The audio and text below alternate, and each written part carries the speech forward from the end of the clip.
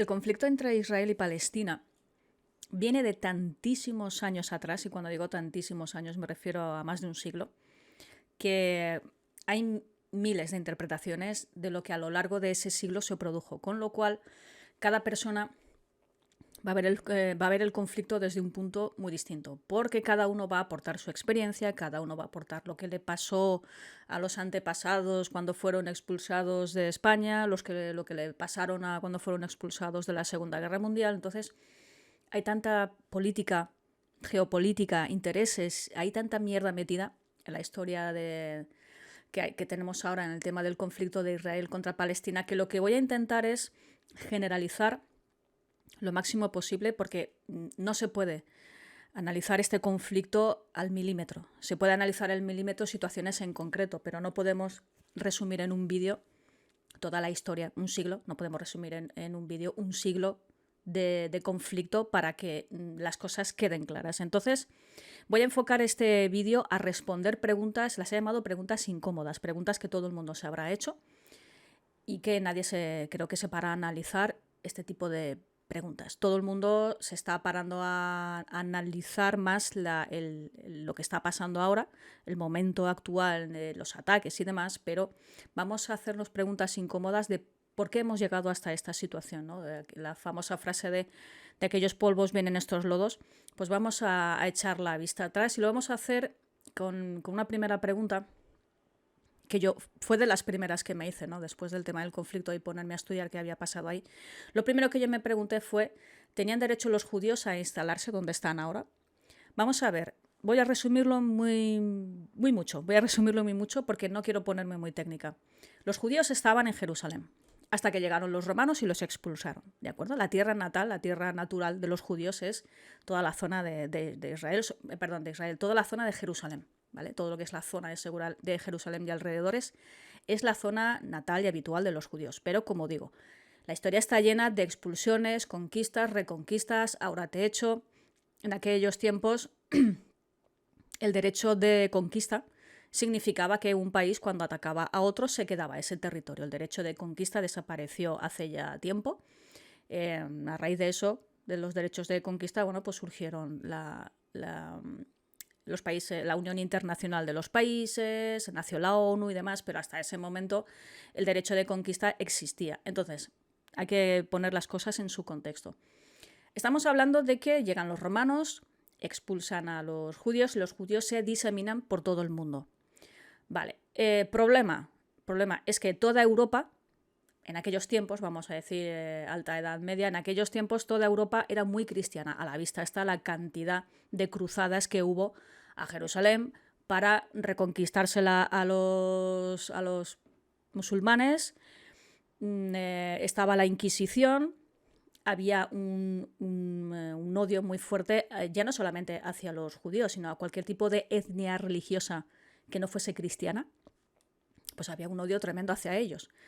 Entonces, tenemos unos judíos que se desplazan a una Europa donde el poder y la religión están unidos. O sea, los políticos de entonces, y hay países que hoy en día también están así, la política y la religión iban de la mano. No podía existir una cosa sin la otra. Con lo cual, si a un religioso no le parecía bien que el que tenía el poder era un judío, se quejaba. Separar religión y política es algo que nos ha costado en Europa muchos años, pero por aquel entonces una cosa no existía sin la otra. Entonces tenemos un montón de judíos que se diseminan por toda Europa. Y hay una cosa que los judíos y los musulmanes, los árabes, en este caso voy a decir árabes porque es más propio de la época de la que voy a hablar. Los árabes y los judíos tienen en común que en aquellos tiempos medievales estaban adelantados a su época. En cuanto a ciencia, en cuanto a tecnología, eran muy avanzados. En Europa estábamos mucho más retrasados a nivel de estudios, vamos a decirlo así, que los judíos y los árabes. De hecho, por ejemplo, los mayas también fueron una civilización que para la época estaban adelantados en cuanto a astronomía y todo eso, ¿no? Hay civilizaciones que a lo largo de la historia han destacado por ser especialmente buenas en algo. Bueno, pues los árabes y los judíos en sus tiempos, en aquellos tiempos, fueron muy buenos en cuanto a ciencias y en cuanto, por ejemplo, sobre todo a la administración del dinero. eran muy buenos empresarios, eran muy buenos en sus oficios, y cuando digo muy buenos, son muy, muy, muy buenos. Trabajaban muy bien cualquier tipo de arte. Lo que fuese, en cualquier oficio que existiera, ellos eran tremendamente buenos. Eran una mano de obra muy, muy buena. Y como estaban muy avanzados en matemáticas y demás, cuando llegan a Europa, se empiezan a hacer cargo de las finanzas y de los negocios de muchos países. O sea, no es que se hagan cargo ellos, sino que instalan una riqueza en ese país notable. Y en el caso, por ejemplo, de España, España pues los cuidaba mucho en su tiempo porque eran, como digo, eran como, por decirlo de un modo que nos entendamos, aunque no sea el modo correcto, ¿no? Pero eran unos funcionarios cojonudos, ¿vale? Eran unos funcionarios que hacían muy bien su trabajo y aportaban mucha riqueza y la administraban muy bien, etcétera, etcétera. ¿Qué ocurre? Pues que, por ejemplo, España fue de los últimos países, ya no sé si fue el penúltimo, no, fue el último país antes de la Segunda Guerra Mundial, evidentemente, estamos hablando de la época medieval, fue el último país de Europa que expulsó de una forma a lo bestia grande a los judíos de su territorio. Fue una gran expulsión que a fecha de hoy todavía se recuerda, pero los judíos fueron expulsados de toda Europa. De toda Europa. Lo que pasa es que el Imperio Español era una amenaza para el resto de naciones de Europa y lanzaron contra nosotros un montón de leyendas negras relacionadas con la conquista de América y con todo lo que hacíamos. Éramos odiados y bueno, hicieron una campaña de desprestigio tremenda en Europa contra nosotros. Y entonces, ¿qué pasa? Que fuimos el último país que hizo una gran expulsión de judíos. Y en parte no, la Inquisición fue la que tuvo la culpable, mejor dicho, la Inquisición fue la culpable de que esto sucediera. Vamos a ver, habían dos tipos de Inquisición. Estaba la Inquisición religiosa, impuesta en Roma, pero luego había una Inquisición que pusieron los Reyes Católicos, que perseguían otro tipo de delito que no era el que eras un hereje. El tema del hereje, puro y duro como lo conocemos, si no me equivoco, eso lo perseguía la Inquisición religiosa, pero en España era más un control sobre, no los judíos, sino los judíos que se habían convertido al cristianismo. Es que esta historia es un poco enrevesada, pero bueno, es por ponernos un poco en contexto. ¿Por qué en España fue el último lugar de donde se expulsaron? Pues porque en España se les apreciaba, por lo que os digo, porque aportaban riqueza y demás, pero luego por culpa de la Inquisición todo se torció mucho. Las presiones de Europa, porque en Europa nos consideraban unos mierdas, unos asquerosos, unos herejes, porque estábamos casándonos con judíos y con árabes, y bueno, éramos los apestados de Europa porque consideraban que no éramos cristianos puros, en fin, una historia que montaron allí. Y entonces, en cierto modo, España se resistió, ¿no?, a expulsar de su territorio a los judíos, pero al final se produjo en 1492, se produjo la gran expulsión, que en comparación con las expulsiones que estamos viendo ahora no tienen nada que ver. A ellos se les concedieron unos mínimos, vamos a decirlo así, pero sí que es verdad que cuando se largaron, cuando se fueron, el problema es que nadie los quería. El grupo que se fue a Portugal los expulsaron de allí, el grupo que huyó a Marruecos los cogieron como esclavos, los grupos que se fueron a Italia, yo qué sé, creo que muertos. O sea, los únicos que se salvaron, la única comunidad grande que se salvó fue después de esta primera expulsión de Europa, por una cuestión de que en aquellos tiempos poder y religión eran uno, y si la religión era la cristiana, un judío no podía tener el poder. Básicamente se trataba de eso. Los que sobrevivieron fueron los que se fueron al territorio, al Imperio Otomano. ¿Qué es el Imperio Otomano? Que habréis oído hablar de él. Bueno, pues toda la zona de Arabia, parte de la zona de Arabia, vamos a decirlo así, donde está Israel y toda esa parte de la península, había un territorio que con forma así un poco rara, por decirlo de algún modo, con las fronteras así un poco raras, pero había un territorio que era el Imperio Otomano. El Imperio Otomano era un territorio lleno de un montón de gente, de distintas religiones, sobre todo musulmanes y judíos, que estaban allí viviendo tranquilamente entre ellos, en paz, en armonía, convivían y no tenían ningún problema. Y entonces el Imperio Otomano sí aceptó a los judíos y los aceptó de buen grado. De hecho, el que mandaba en aquellos tiempos en el Imperio Otomano consideraba que Europa estaba cometiendo un tremendo error por expulsar a los judíos de su territorio y que él los aceptaba de buen grado porque iban a traer prosperidad a su territorio. E iban a traer pues, el tema del comercio, lo iban a impulsar, cosa que así fue. Y entonces todos estos judíos se fueron a la zona de los otomanos. Y la parte de Israel, donde están ahora, era territorio otomano, ¿vale? Entonces, digamos que los judíos en aquel momento empezaron a volver a casa. Por decirlo de algún modo, empezaron a volver a casa y se les aceptó. Se les aceptó. No fueron ni desplazaron a nadie, sino que este señor dijo, os podéis venir aquí. Y ellos fueron y volvieron a su tierra, por decirlo de algún modo. Pasan los años, insisto, los judíos y los árabes y los musulmanes, bueno, digo árabes y musulmanes, perdonadme, a lo mejor no es exactamente correcto, pero es por resumirlo todo, ¿no? Vivían en paz, vivían en armonía, hasta que llega la Primera Guerra Mundial. Llega la Primera Guerra Mundial y resulta que Inglaterra, Francia y Rusia quieren invadir el territorio otomano. No nos vamos a poner tampoco muy históricos. Europa, parte de Europa, algunos países de Europa, entre ellos Inglaterra, quieren destruir el imperio otomano, donde estaban ellos.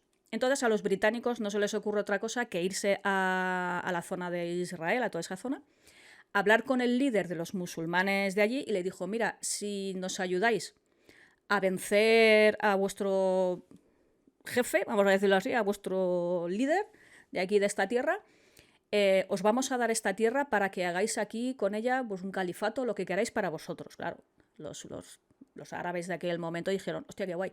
Pero es que esos mismos ingleses se fueron a hablar con la comunidad judía y les dijeron, oye, si nos ayudáis a conquistar esta tierra, os vamos a dar esta tierra para que podáis instalaros aquí. Claro, los judíos dijeron, hostia, guay, no tenemos a dónde ir, no tenemos un estado propio. Oye, guay, bien. Entonces engañaron a los dos. Se gana la guerra y ¿qué hacen Francia, Inglaterra, Rusia, compañía? Que dicen, no, mirad, que hemos decidido que al final nos vamos a dar la tierra, que nos la vamos a quedar nosotros. Y se repartieron el territorio. El Imperio Otomano se lo reparten entre ellos. Y la parte que le queda a Inglaterra es la parte donde ahora mismo tenemos el conflicto. Todo ese trozo se lo queda Inglaterra para administrarlo, como una colonia. Vale. Claro, os podéis imaginar el estado de ánimo de los judíos y los árabes con los ingleses allí mandando. Pues empezaron a atacar a los ingleses. Se empezaron a atacar todos con todos, ¿vale? Tanto judíos como árabes. Atacaban a los ingleses, los judíos atacaban a los árabes atacaban a los judíos, porque era un territorio libre, en teoría, o sea, era un territorio que se había liberado y que los ingleses intentaban administrar como podían, vamos a decirlo así, ¿vale? Como podían. Pero claro, las dos partes que vivían allí no estaban de acuerdo, se sintieron traicionados, evidentemente. De hecho, toda esta historia en la película de Lawrence de Arabia lo explica muy bien, os invito a que la veáis. Y entonces, claro, imaginaros la situación en aquel momento. Vale. De pronto nace la ONU.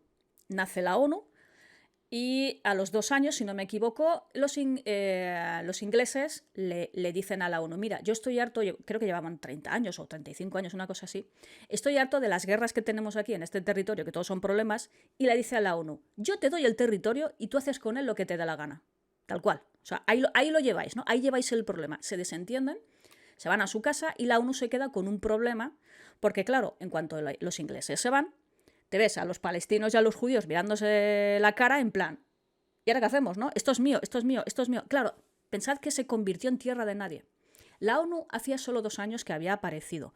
Y en los países no tenían por qué reconocer la autoridad de la ONU. La ONU ahora tiene un peso infinitamente mayor que cuando nació en su momento.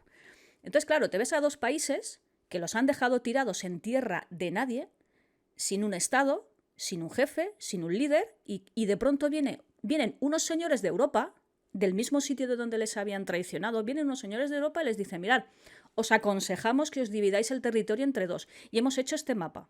Tú ves el mapa y dan ganas de decirle al que hizo el mapa, ¿tú eres gilipollas?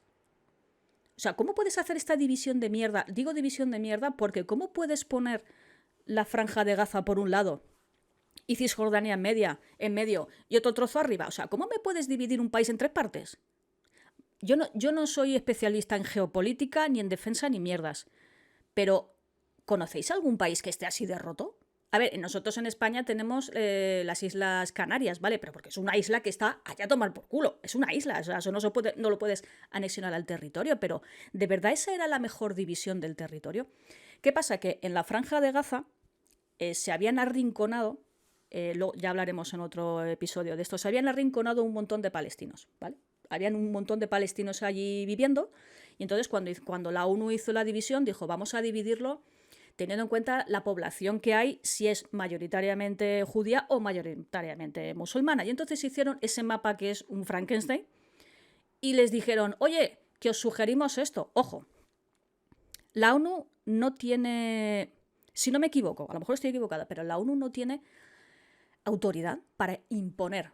La ONU sugiere, la ONU intenta intermediar, pero no es un poder que obligue a los países a hacer cosas. De hecho, tú si quieres puedes entrar en la ONU o no, eres libre. Claro, ¿me quieres decir que los judíos y los palestinos que no tenían ni Estado se tenían que someter a la ONU porque los británicos le dijeron, ahí lo llevas? ¿Tenían que someterse a esa Europa que de pronto no solamente les había engañado, sino que ahora dejan que su tierra donde viven ellos la gestione? Digo, no. ¿Y qué pasa? Pues que los judíos y los palestinos se lo pensaron un poco, por decirlo de algún modo. Entonces llega la ONU y dice, que os lo repartáis así. Los judíos dijeron, vale. Los judíos dijeron que sí, pero los palestinos dijeron que no. Y se montó el pifostio.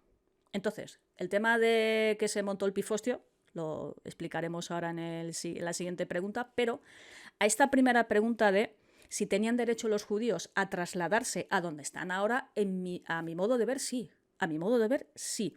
Primero, porque fueron aceptados por los otomanos, con lo cual no conquistaron ningún territorio.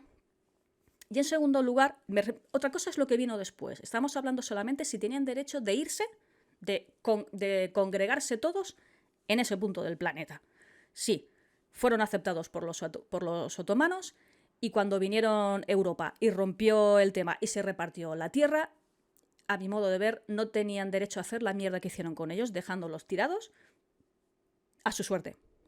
A su suerte, ¿vale? Entonces creo que ahí fue una cagada tremenda de los ingleses y de Europa en general. A mi modo de ver, una tremenda cagada. Le soltaron el marrón y encima esperaban que esta gente se comportara de buenos modos. Pues no me extraña que entraran en guerra porque el marrón que les dejamos fue bonito. Pero insisto, que yo creo que el pueblo judío tenía derecho a instalarse allí, a mi modo de ver, sí.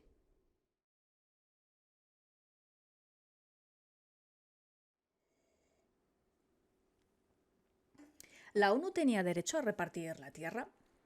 Esa es la siguiente pregunta que me hice. Vamos a ver hasta qué punto la ONU podía coger y dividir un mapa y decirles esta parte os la quedáis vosotros y esta parte vosotros. A ver, durante la Segunda Guerra Mundial y después de la Primera también, pues Europa acabó tan destrozada y todo acabó tan destrozado que los países se miraron así un poco en plan, oye chicos, tenemos que poner un poco de freno a esto porque la guerra nos está costando mucho a todos en general, ¿no? Creo que devastarnos así de esta manera, pues hombre, sano para la economía no es.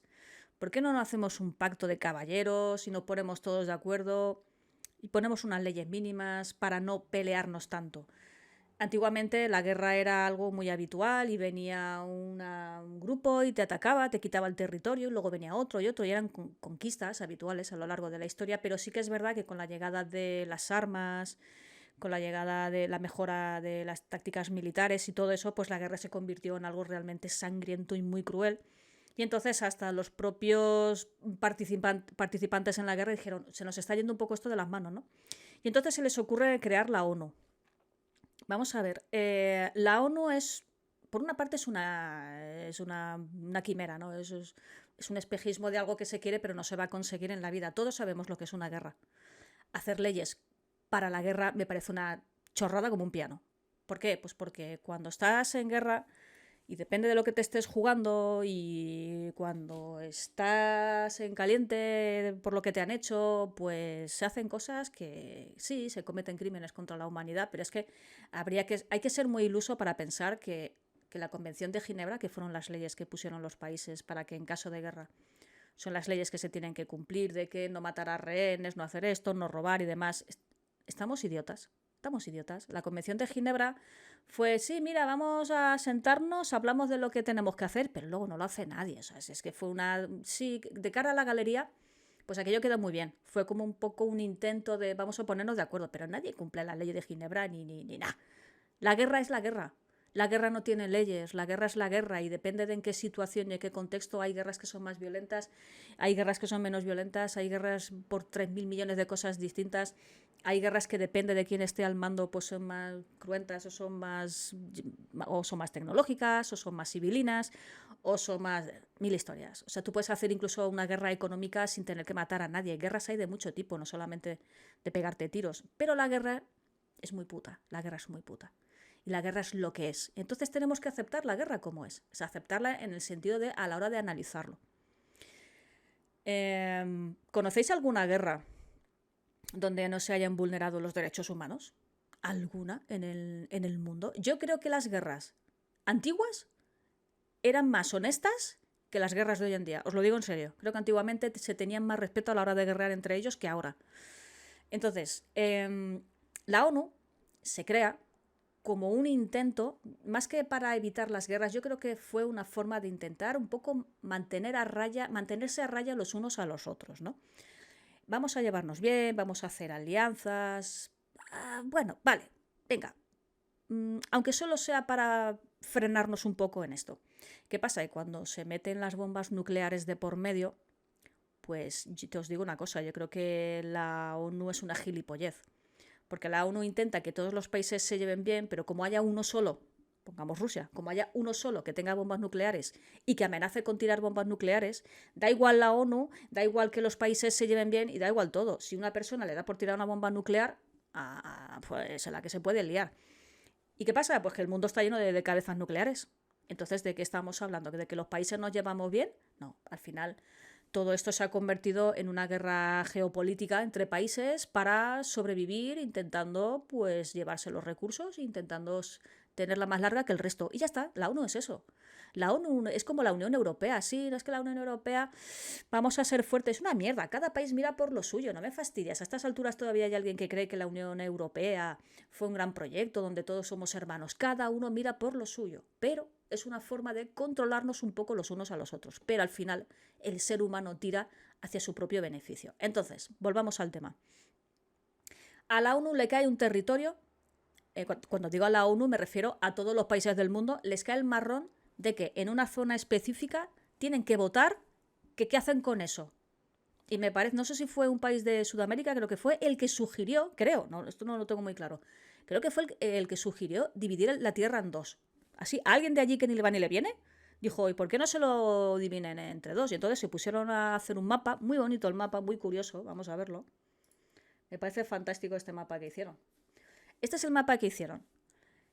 Tanto el Estado árabe como el Estado judío tenían su territorio dividido en tres partes. Esto, a nivel defensivo, es cojonudo. Esto, un país dividido en tres partes, a la hora de defenderlo, está... De verdad, el que se inventó esto, chapó. Esto me parece una mierda. Esto me parece una mierda. A ver, toda la parte de aquí abajo, todo este pico de aquí abajo, todo eso es desierto. Luego tenemos a Jerusalén, aquí en medio, que es la gran zona de disputa por las dos partes, porque ambas quieren Jerusalén. Y entonces, con perdón de la expresión, hacen esta mierda de reparto. Si toda la parte sur es desierto, a ver, hay gente que puede vivir en el desierto, pero carajo, la gente querrá tener acceso al agua y esas cosas, ¿no? Al mar. El mar es un gran punto de comercio y de negocio para que un país se pueda crecer y el tema de mercancías, joder, es muy bueno tener acceso al mar. Bueno, pues hagamos dos divisiones un poquito más lógicas, pero hostia, no me hagáis esta chapuza. Claro, esto ya de entrada mal. Eso ya de entrada mal. Entonces, como cada país mira por sí mismo, cuando hicieron esta división, me hace gracia que países que no saben ni lo que está pasando allí, países que tienen otro tipo de religión, países que tienen otro tipo de gobierno, pues los habrá democráticos y los habrá que tengan ahí el rollo Kim Jong-un. Bueno, yo no sé si votó este señor, pero hay diferentes tipos de gobiernos a lo largo y ancho del mundo. Que esa gente decidan el futuro de un territorio que está allí perdido de la mano de Dios, que a nadie le importa un carajo, salvo el que quiera ir a llevarse recursos de petróleo, vete tú a saber qué, ellos deciden cómo se tienen que repartir la tierra esa gente que lleva viviendo ahí no sé cuánto tiempo, aunque estén peleándose entre ellos. A mí me parece que no estuvo bien que la ONU repartiera el terreno. Por una parte, no me parece bien. ¿Qué carajos hacen 50 países o no sé cuántos países? Que creo que excluyeron a los más importantes y demás y pusieron a una pequeña representación de otros. ¿Pero qué hace esa gente repartiendo el territorio que había allí? ¿Pero qué pasa? Que algo había que hacer con ese territorio. Entonces, por una parte entiendo que no tenían derecho a repartirlo, pero por otra parte entiendo que alguna solución había que darle. Entonces, dejarlo en manos del destino. Joder, vosotros invadisteis, o sea, cuando digo vosotros me refiero a Europa. Europa invadió ese terreno y se lo quitó a los otomanos, ¿no? Pues ahora pechugáis con las consecuencias. Lo que no podéis hacer es dejarlos tirados. Para eso no haber ido. Para eso no haber ido a invadir el Imperio Otomano, porque estaban allí la mar de bien viviendo todos juntos. Fuisteis a meter mierda. Los ingleses fueron a meter mierda. Grandes culpables en este conflicto. Y luego la ONU, cuando vino, hizo así. A mí se lavó casi que las manos, ¿no? Como Poncio Pilato dijo, mira, esta mierda que me ha caído no me apetece. No me apetece, vamos a buscar una solución. ¿Qué pasó?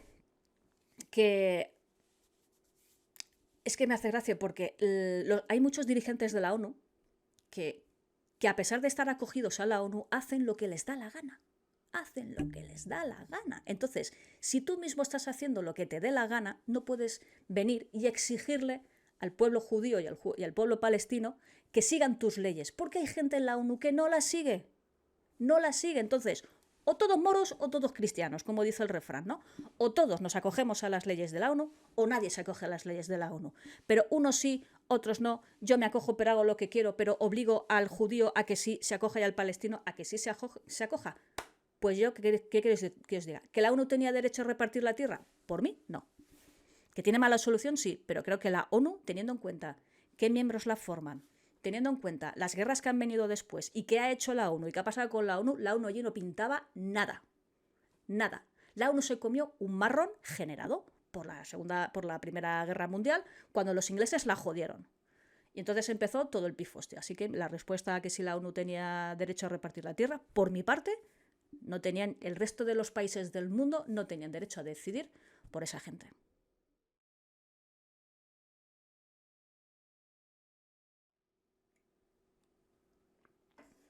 ¿Hicieron mal los palestinos al no aceptar el mapa? Claro, siempre nos quedarán dudas de qué habría pasado si en el futuro hubiese ocurrido X cosas. Vale, vamos a hacer una cosa, vamos a partir, ya he dicho que no me gusta la idea, pero vamos a partir de que necesitamos dividir la tierra, ¿vale? Vamos a partir de que, porque es la única solución, de todo lo que se podía haber hecho en aquel momento, solo la ONU puso una solución encima de la mesa. La otra solución era que se siguieran matando. Bueno, vale, vamos a coger la vía difícil de las dos, porque la fácil es que se maten y desentenderte del tema. Pero bueno, vamos a coger la vía difícil, en la que todos tenemos que pringar en este asunto y que se repartan la tierra acorde al mapa de mierda que la ONU ha presentado. Bueno, venga, vamos a ponernos en esa tesitura. Entonces, hicieron mal los palestinos en no aceptarla porque Israel dijo, sí, vale, nosotros aceptamos la resolución de la ONU y este territorio nos lo quedamos. Pero los árabes dijeron que no. ¿Por qué? Por un lado, casi el 70%, mejor dicho, de la población que había en el territorio era árabe. Y casi el 35% era judía.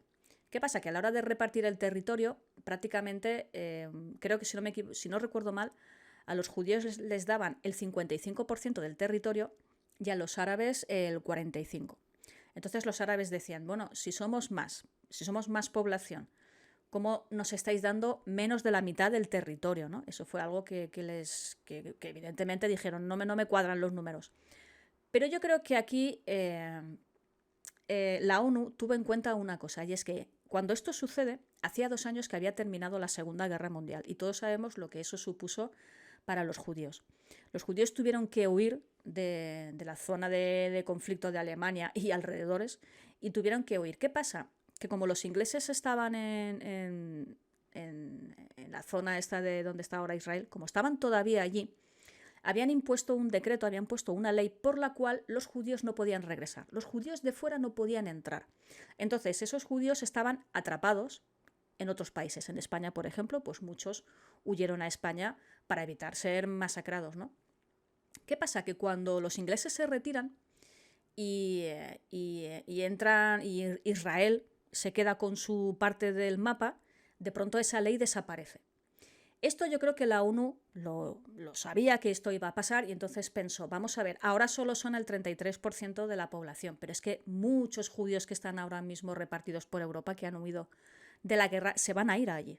Se van a ir allí y esa población que ahora es el 33% va a aumentar. Yo creo que tuvieron eso en cuenta a la hora de hacer el reparto del mapa. Y también hay que decir que gran parte de ese mapa, la parte sur que es desierto, toda esa parte sur, fue la que le tocó a los judíos, con lo cual creo que el reparto no estuvo tan desequilibrado como decían los palestinos, ¿vale? Creo que teniendo en cuenta que casi todo era desierto y que iban a venir muchísimos judíos huidos de la guerra, por eso se hizo ese tipo de reparto. Entonces, ¿hicieron mal los palestinos al no aceptar el mapa? ¿Qué pasa? Que así como Israel dijo yo me quedo con el territorio, los palestinos, los árabes, no lo hicieron. Allí nadie dijo nada y entonces se quedó en tierra de nadie. Aquello se quedó sin dueño. La zona de árabe se quedó sin dueño. Entonces, ¿quiénes decidían por esas personas? Pues por esas personas decidió la Liga Árabe, que eran una especie de la ONU de gente musulmana, de países musulmanes que habían alrededor, pues eran un grupo y entre ellos hacían sus leyes y sus cosas. Y entonces, este grupo era el que administraba la zona árabe de Palestina. Pero realmente allí no había nadie ni se le esperaba. Nadie quiso hacerse cargo de ese territorio, digamos, in situ, ¿no? Entonces, imaginad la situación. Un territorio, estamos todos en disputa, viene la ONU, esto es tuyo, vale, esto es para mí. Israel se hace su trozo. Tan pronto como se hace su trozo, yo me quedo esto porque la ONU me ha dicho que me lo puedo quedar, vale, es lo más legal que tengo hasta ahora mismo, por lo menos a nivel mundial. Me están dando este territorio, no tengo nada, no tengo ningún sitio, no paro de estar en conflicto, vale, pues me quedo este territorio. Después se ha visto que, según los historiadores israelíes de allí, según gente estudiosa de la época y de después, Israel aceptó en plan, vale, yo me quedo este trozo, pero ya os digo yo que vamos a ir ampliando el terreno. Sí, me lo quedo, pero nuestra intención va a ser hacer esto más grande. Pero bueno, de momento nos quedamos esta parte. Entonces, la decisión de Israel de quedarse su parte del pastel, pues ahí no cometieron ninguna ilegalidad. Les dieron ese territorio y dijeron, otra cosa es lo que vino después. Pero en ese momento, cuando aceptaron la tierra, dijeron, vale, esto es nuestro. Y declararon el Estado de Israel. ¿Qué pasa? Que los palestinos fueron los que lo hicieron realmente mal. Primero porque no se organizaron, como no aceptaban el reparto del mapa, no se organizaron en ese territorio. La Liga Árabe, que estaba en la parte de fuera, hablaban entre ellos como diciendo, ¿qué hacemos? ¿Qué no hacemos?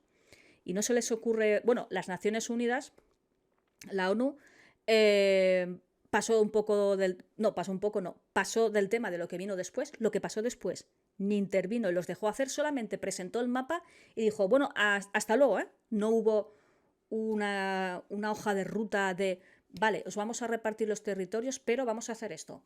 Vamos a enviar, por decir algo, vamos a enviar soldados para estabilizar la situación, vamos a ayudar a montar asentamientos, vamos a hacer un plan para que los territorios... No, soltaron el mapa y dijeron, ahí os matéis entre vosotros. Tarjeta roja otra vez a la ONU. Pero bueno, la cuestión es que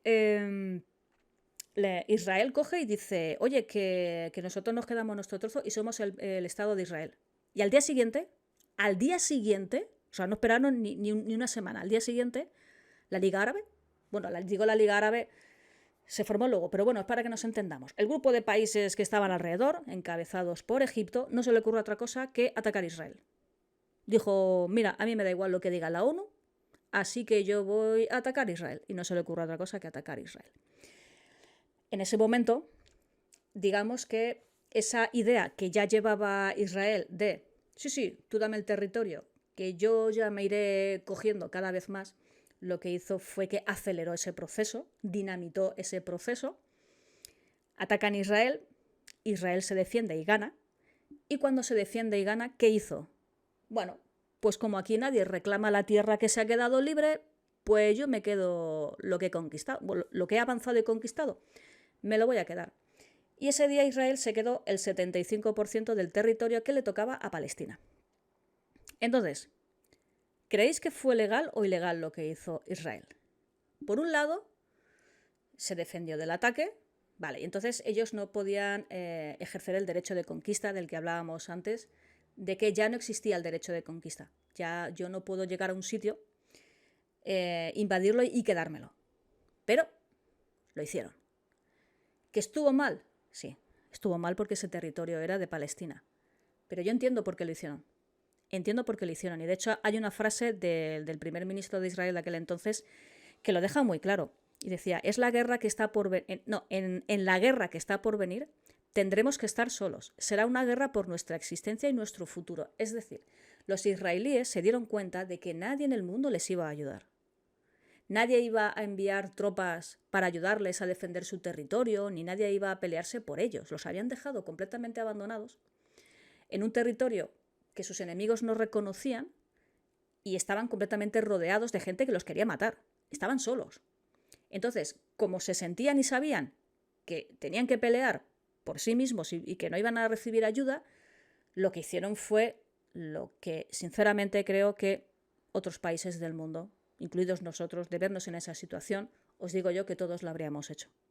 Estás completamente solo, sin ayuda de nadie, no eres ni un Estado, y te quieren matar, y tienes la oportunidad de hacer que tu territorio crezca prácticamente el doble del terreno que te han dado, porque Israel es más pequeña de lo que parece a simple vista. Israel no es muy grande, ¿eh? Israel es chiquitita, es un país pequeñito. Entonces dijeron, sí, encima nos habéis atacado, o sea, nosotros hemos aceptado el terreno, por lo menos hemos hecho eso bien, y vosotros nos habéis atacado porque no lo aceptáis, pues si esto va a ser la guerra, pues que sea la guerra. Y entonces se apoderaron del 75% del terreno. Eso a nivel de defensa del país ayuda mucho. O sea, no es lo mismo tener un país dividido en 3 partes que tener un país dividido en uno, con fronteras bien establecidas que tú puedas controlar y demás. O sea, tener un país como el que habían dividido, eso era un desastre. Así que el movimiento que hicieron fue ilegal, es verdad, fue un movimiento ilegal de cara a la ONU, pero también hay que decir que ese problema lo había generado la ONU y que era una decisión muy pensada de cara a su supervivencia el día de mañana. Y viendo lo que ha pasado después, no fue legal, pero fue un movimiento muy inteligente. No fue legal, fue completamente ilegal, pero fue a nivel de supervivencia del país un movimiento estratégico muy inteligente. Quedarse con ese terreno que los palestinos no habían querido para ellos. Entonces, si lo abandonaban, si era un territorio que no querían y en cierto modo estaba abandonado, nadie lo reclamaba, pues ocuparon un espacio que no debían. Pero entiendo por qué lo hicieron. Entonces es como es una tarjeta roja, pero cuidado que esa tarjeta roja, debido a lo otro, pues a lo mejor es más tirando una tarjeta con un tono amarillito. Vamos a decirlo, es una tarjeta naranjita. No llega a ser roja del todo, pero bueno, tampoco. Ahí hay diferentes lecturas. En ese punto hay diferentes lecturas. Entonces, ¿hicieron mal los palestinos en no aceptar el mapa? Yo creo que sí. Yo creo que sí, porque creo que eso habría ayudado mucho a que la situación se estabilizara, porque si tú estableces un Estado de Palestina y ellos establecen un Estado de Israel, no es lo mismo de cara a las leyes internacionales y de cara a la ayuda internacional ser un Estado reconocido con tus dirigentes, con tu estructura y demás, que ser un territorio de nadie, del que nadie quiere saber nada. Entonces eso a la hora de defenderlo es indefendible. Entonces Israel supo organizarse y aprovechar su ventaja, y Palestina cometió el error de no pensar lo mismo que pensaron los israelíes, y es, tú dame la tierra, que yo me la quede, y luego ya hablamos. Ellos ni siquiera cogieron la tierra. Entonces yo creo que sí que fue un error, estuvo mal por parte de los palestinos el no aceptar el mapa y por lo menos tener una base de la que partir. Sencillamente, pues no lo aceptaron y atacaron, perdieron, y cuando pierdes, pues eso tiene consecuencias y pagaron caro el no aceptar el mapa de la ONU.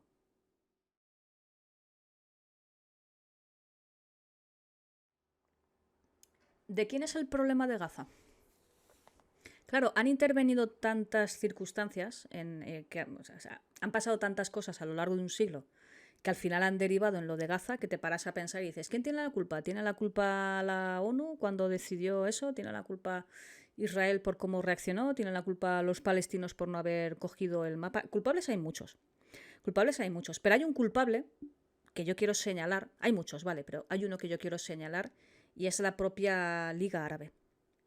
¿Por qué digo esto? Porque si la Liga Árabe son los que están administrando la tierra de Palestina, la parte árabe de Palestina, si es la Liga Árabe la que administra, ¿por qué ha permitido que Hamás haya hecho lo que ha hecho? Es decir, si la Liga Árabe tanto proclama que Hamás no les representa, que Hamás pues que son unos terroristas y demás, pero están en vuestro territorio, os lo recuerdo, ¿eh?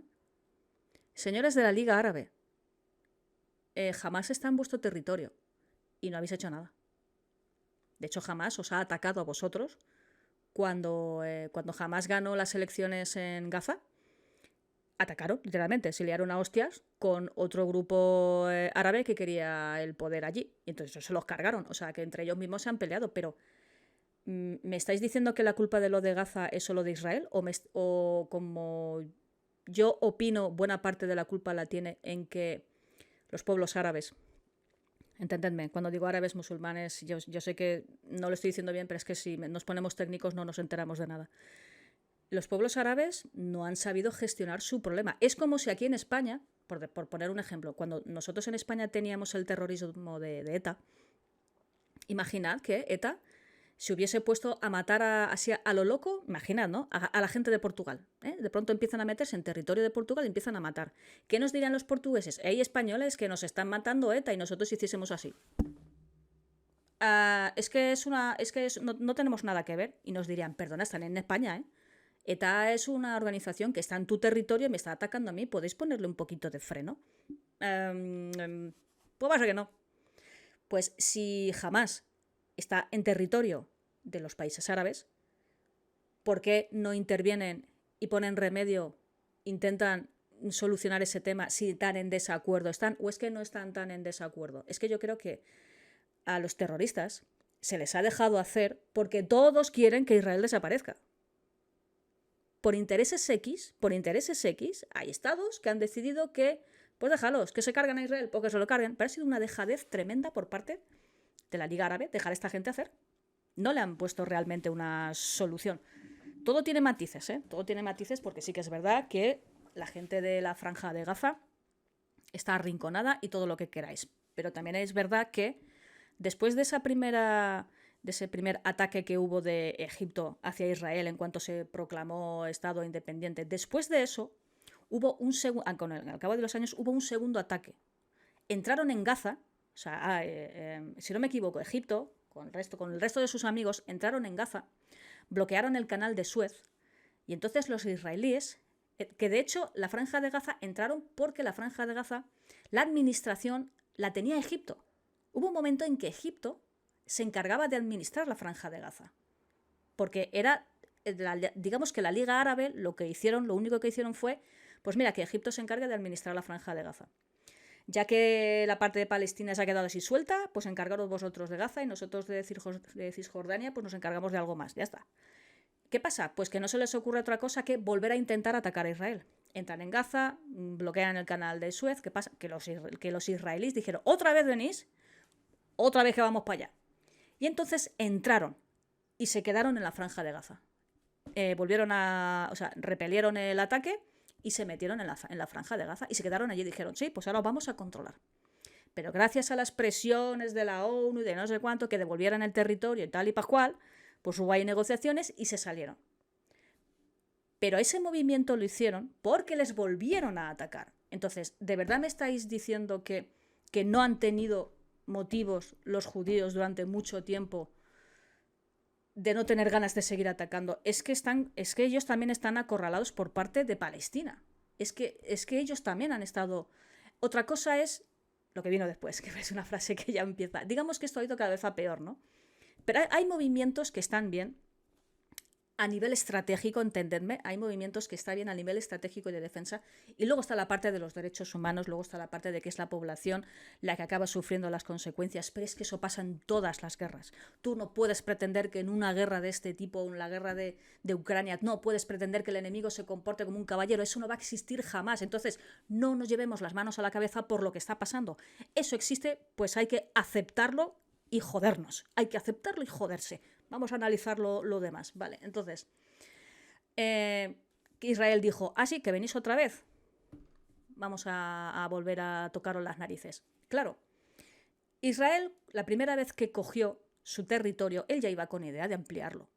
Y los árabes no han parado de darle motivos y más motivos y más motivos y más motivos para ser cada vez y más cabrones y más cabrones y más cabrones. Entonces, es como alimentar a un animal, con perdón, es una expresión, ¿vale? No digo que sean animales los israelíes, digo, es como alimentar a un animal que está rabioso, un animal al que no paran de atacar, un animal que no para de defenderse. Entonces llega un momento en el que ese animal ya se cansa y empieza a sacar los dientes y ya llega un momento en el que dice, mira, que hasta aquí hemos llegado. Claro, eso se juntó, ese estado de ánimo de Israel, que ya de por sí ya era, allá voy, me voy a llevar por delante todo lo que se ponga, eso se juntó con que de pronto los políticos que empiezan a entrar en Israel para gobernar son de ultraderechas y ya hemos juntado el hambre con las ganas de comer. O sea, no solamente, ya históricamente estamos aquí todos, que no paramos de decirnos, no paran de atacarnos, nos tenemos que defender nuestro territorio, no solamente estamos solos, que no nos hace caso ni Dios, que bueno, luego ya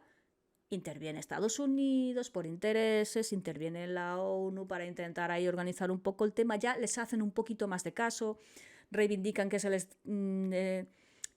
se les reconozca como Estado, pero ya entramos en la dinámica de la política. Ya pasamos de la dinámica de la mala hostia del arranque, vamos a decirlo así, ese arranque del conflicto en plan mala hostia, he cogido mi terreno y vienes a por mí, ya son dos animales que empiezan ya a meterse bocados a lo loco. Ya empiezan a entrar políticos de ultraderecha, ultraortodoxos y de gente que está mal de la cabeza. Y entonces empiezan a entrar, ¿qué pasa? Pues que el conflicto ha llegado a un punto en el que ahora vas tú y le dices a Israel, o le dices a la Liga Árabe, o le dices a los palestinos, vamos a sentarnos a hablar. Esto ya no hay quien lo pare. Esto no hay quien lo pare. Y luego, ¿cómo solucionar este tema? ¿Cómo solucionamos este tema, señores? Es que esto solo tiene una solución. Es que esto, por desgracia, ha llegado a un punto en el que solo hay una solución. Solo hay una. Y es una solución muy jodida. La solución es que jamás desaparezca por completo. Una de las cosas que jamás es un especialista en hacer es escaparse. Jamás es un especialista en estar en todas partes y en ninguna. Entonces, tú descabezas, vienen otros. Tú descabezas, vienen otros. Entonces, es un problema endémico al que los israelíes no paran de enfrentarse desde hace un montón de años. Es un problema que tenemos aquí a las puertas de mi casa. Esto hay que erradicarlo.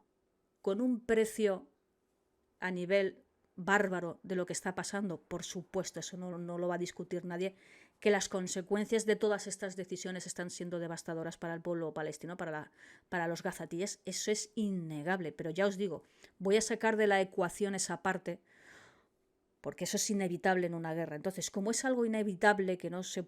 y más aún con terroristas del estilo de Hamas, vamos a centrarnos en la parte más política para analizar esta situación.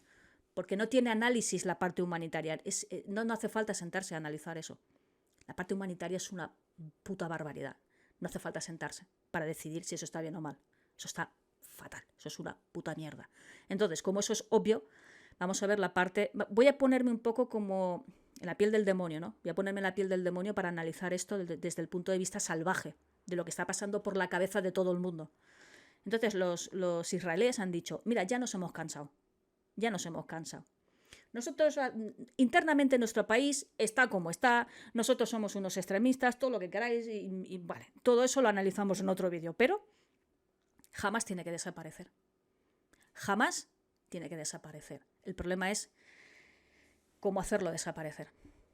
Y entonces Israel se ha propuesto que jamás desaparezca. ¿Por qué ha cerrado todas las fronteras? Lo de cerrar todas las fronteras es una ventaja que muy raras veces se puede dar en la guerra.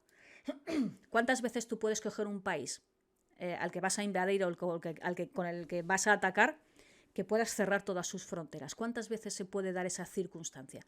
Pocas. Tiene que ser un país muy pequeñito para que tú puedas hacer eso. ¿Por qué Rusia no coge y cerca todas las fronteras de Ucrania? Porque se mete en territorio contrario y no puede. Por eso os digo que esta situación es muy excepcional, es muy rara de ver, y es que se pueda cerrar todas las fronteras y aislar por completo una zona. Entonces, haciendo eso, Israel lo que consigue es que los terroristas no salgan de ahí. Los tiene ahí metidos, los tiene controlados. En el momento en el que la frontera se abra, pueden pasar dos cosas. Primero, que escapen, y segundo, que les llegue, que seguro que les llega, comida, agua, combustible, les hace más resistentes. Entonces, cuanto más días pasan, esa gente fuerte es peor para los demás. O sea, esto hay que hacerlo rápido. Esto hay que hacerlo rápido. Y la única forma de hacerlo rápido es debilitarlos. Y no los puedes debilitar si les haces llegar suministros. Es que está claro que se los vas a enviar a la población, pero ¿de verdad creéis que en cuanto entre un bidón de gasolina por esa frontera no van a venir los de Hamás y se lo van a llevar para su guerra? Esa es la tragedia, esa es la tristeza de lo que está pasando. Yo creo que no es que Israel no quiera ayudar a Gaza, es que saben que haciéndolo lo único que van a conseguir es alargar la agonía. Y lo que tienen que hacer es actuar rápido. Si tienen que entrar, os lo digo, si tienen que entrar, que entren ya. ¡Que entren ya! Que entren ya, que tengan que hacer lo que tengan que hacer y que la gente que está al borde de empezar a morirse de sed y de hambre, que puedan empezar a recibir la ayuda. Lo que no puede, lo que sí que A ver, entiendo el movimiento estratégico de Israel de acorralarlos. Es que tienen que acabar con ellos y es la única forma, acorralarlos. Lo que no entiendo es por qué carajos no entran ya. Ya, si tienen los medios. No alarguéis esta situación. Hay que entrar con todo. Hay que entrar con todo a por esa gente. Y erradicar, si se puede erradicar esta situación en 3 días, que no sean en 5. Eso es lo que yo le estoy echando en cara ahora mismo al ejército de Israel, que está esperando. Entonces, no sé si está esperando porque están buscando a ver de qué forma hacerlo, cosa que me extraña, porque Israel es un país muy preparado militarmente y cuenta con el apoyo de Estados Unidos, con lo cual, que a estas alturas me digas que en la franja de Gaza, que han estado allí 300.000 millones de veces, no sepan cómo actuar. Lo que no sé es si están esperando a que se debilite Hamás antes de entrar, pero es que eso debilita al pueblo. Entonces aquí hay una serie de movimientos que chocan. Claro, aquí te choca lo que está haciendo Israel. Claro, es que Israel no es la hermanita de la caridad. Esto tiene muchas lecturas. Israel ha estado mucho tiempo, bueno, ha estado y está. Tiene completamente marginados a los palestinos que viven en Jerusalén y en la zona. Se ha ido comiendo todo el territorio de forma ilegal. O sea, a nivel legal, Israel ha hecho un puto desastre. Desde el día que le dieron el terreno, Israel ha hecho un desastre quedándose con todo y montando un apartheid para los palestinos que viven allí. Todo eso es muy reprochable. Pero joder, es que también es reprochable que vengan los de Hamás y monten el pifostio que han montado. Entonces, cuando hay una guerra entre dos bandos, y uno de los bandos es Hamás, que son terroristas con los que no puedes hablar, la única forma de que esto termine es que Hamás desaparezca. La cuestión es, la gran pregunta que me queda a mí es, ¿Israel va a acabar con Hamás? Israel va a acabar con Hamás. Falta ver cuántos costes de vida va a suponer esto. Falta ver qué va a pasar con la franja de Gaza una vez esto termine. Yo os digo la verdad. No sé hasta qué punto diría, gente, que se la quede Egipto. Que se la quede Egipto, la zona, y ya está. Que se la quede Egipto, que la administre Egipto, ya que la franja de Gaza son todo gente árabe, y ya que Egipto es árabe y forma parte de la Liga Árabe, hostia, ¿por qué no le dais ese... Dárselo, directamente el territorio se lo dais a Egipto y que lo gestione él, y ya está, y se acabó. Porque con Egipto parece ser que ahora se llevan bien, que hay algún tipo de acuerdo, paz y gloria para todo el mundo. Paz y gloria para todo el mundo, ¿no? Y mira, de verdad, yo es que es el único futuro que veo. Que Gaza se la quede Egipto, que la absorba Israel. Hostia, eso ya sería... Pero bueno, oye, que lo puede, que como puede. Pero una solución un poco más pacífica, vamos a llamarlo así. Que Israel que acabe quedándose todo el territorio que queda por ahí, que quedan 4 gatos por 4 zonas así sueltas por quedarse, que se quede toda la puta zona de Israel. Que lo siento por los palestinos, de verdad, lo siento en el alma por los palestinos, pero creo que la gestión que han hecho ha sido mala. Ha sido mala desde el minuto 1 y los otros pues han sido muy cabrones. Es que es así, o sea, ha sido el más fuerte contra el más débil y el más fuerte se ha llevado el premio. Entonces lo que queda, que es el conflicto con Hamás, pues ya es una solución. Pero ¿qué pasa? ¿Cómo van a reaccionar los árabes que hay alrededor, los países que hay alrededor, si Israel intenta quedarse con Gaza? Es que yo creo que si Israel intenta quedarse con Gaza, yo creo que ahí el resto de países árabes salta. Yo creo que Gaza es una zona cero, es una línea roja para la Liga Árabe. Entonces, como es una línea roja y es una zona que yo creo que Israel no debería de quedarse por toda la historia que tiene esa zona, y ya que hace frontera con Egipto, una opción no es que Egipto la administre, como pasaba anteriormente, directamente que se la anexione Egipto y ya está. Y que intentemos que esto termine y, por el amor de Dios, que dejen de atacar a Israel, dejarlos tranquilos ya de una vez. Israel de esos límites ya no va a pasar. De esos límites que ya ha conseguido no se va a ir al país de al lado, porque ya es un país, ya son países. ¿Por qué Israel ha cogido la ventaja? Porque era tierra de nadie. Pero es que ya no hay tierra que coger, salvo la parte de Cisjordania, pero que eso está ya, parece un queso de Gruyère, de las partes en las que son suyas. Básicamente lo único que queda, lo importante que queda de ese pastel ya es la franja de Gaza, pero creo que es una línea roja que no deberían de cruzar.